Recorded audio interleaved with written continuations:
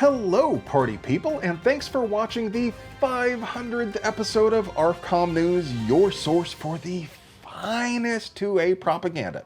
Now, you guys probably remember quite a while ago now, the ATF just up and decided that guns that have a pistol brace on them are almost all short barrel rifles or shotguns. And then they went to court over it and they lost very badly. Before they did that, they offered a bit of an olive branch and told people, well, you can get your permission slip for free. Now, of course, people shouldn't have to grovel before the throne of the almighty state to get permission to bear arms in the first place, but hey, you know, it's nice that you don't have to pay your $200 transfer tax. But what's particularly fascinating is how the ATF's press release says that there are still people with applications in process from when this rule went into effect like 2.5 years ago. Now, of course, processing times have varied over the years, but 2.5 years is an insane amount of time to process a Form 1. So I found it rather interesting that even in the ATF press release, they admitted that they're still screwing around for some reason on these applications still in process. The reason for the press release, of course, is that if you have an application that's still in process, it's up to you, or was up until today, you could cancel it and not do the process. The ATF seems to be saying they understand that people may just go ahead and make NFA devices however they want before they file an application and then get permission to do it, which is remarkably based. I have no argument against doing that. Is probably not the best idea legally speaking, but the ATF seems to be acknowledging the fact that the reason that some people may want their application to continue in its process, even though they don't really need one anymore, is that they have already made an actual short barrel rifle or shotgun.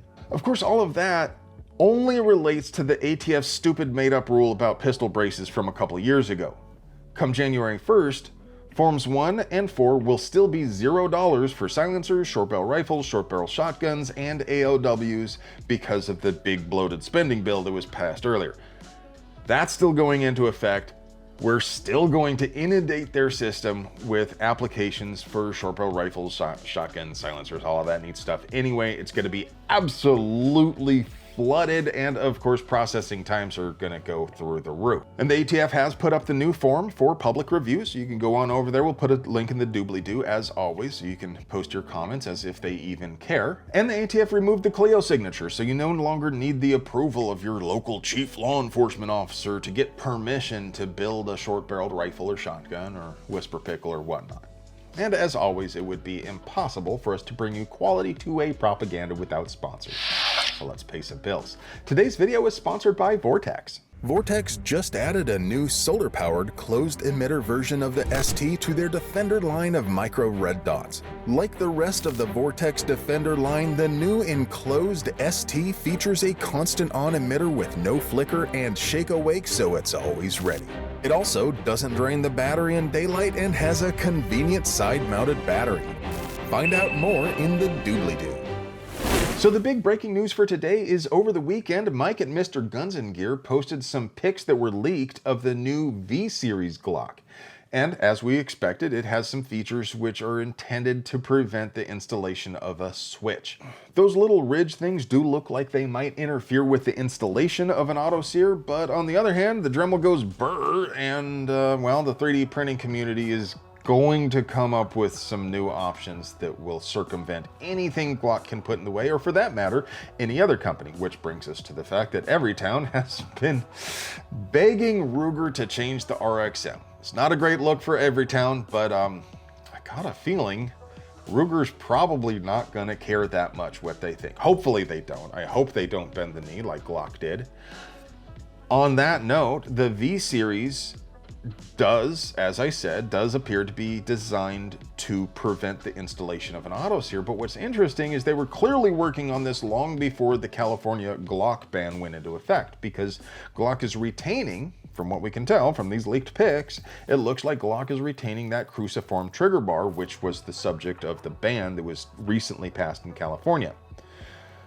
So what that means is Glock came up with a way that they think would help somewhat hinder the installation of an autosear. We'll see how effective that actually ends up being, but this is their idea. This is how we're going to prevent people from installing a switch. Then California said, well, this cruciform trigger bar is the problem here. We need to ban those things. Glock's new design doesn't get around the cruciform trigger bar ban in California, and therefore their new V series would also still be banned by the cruciform trigger bar ban. Government indoctrination centers in Arkansas, Tennessee, and Utah are now required to teach gun safety classes in K through 12. And this falls into another one of those categories of things that, while I think that it should be done, I'm not convinced that government is the best person to do it. You should definitely clean your butthole after pooping, but I'm not sure the government should be the one to do that. You should absolutely teach your children about gun safety.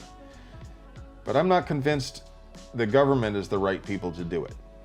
I'm not against them doing it necessarily. I'm not categorically opposed to teaching gun safety in schools. I've often advocated for that for myself. But the problem when you get government to do anything is somebody has to make the standards. Somebody has to set up the curriculum. Somebody has to decide what's being taught. Are we teaching kids the Eddie Eagle standard of stop, don't touch, leave the area, tell an adult?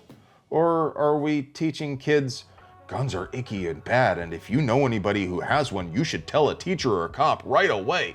There's just far too much room to cram in ideological garbage about guns rather than just safety. So I'd like to hear what you guys think down there below.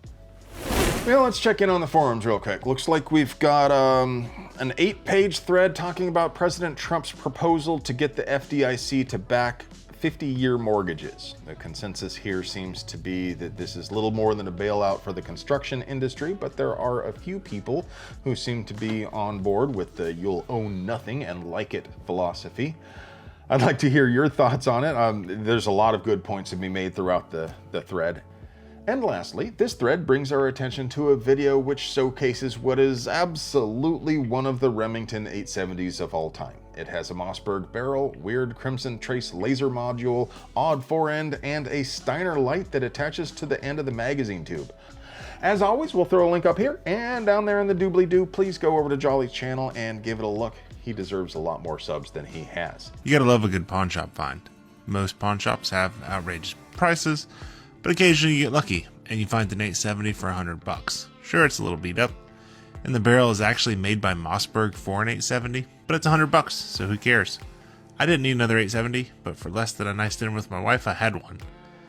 Through the numerous mounting of accessories, it's become what I call the 870 WTF. Well, friends, thanks for watching, and if you would like to help us keep delivering you pure American propaganda at the low price of free, don't forget that this would literally be impossible without our sponsors. So do us a solid and get yourself something nice from them. You deserve it. I love you.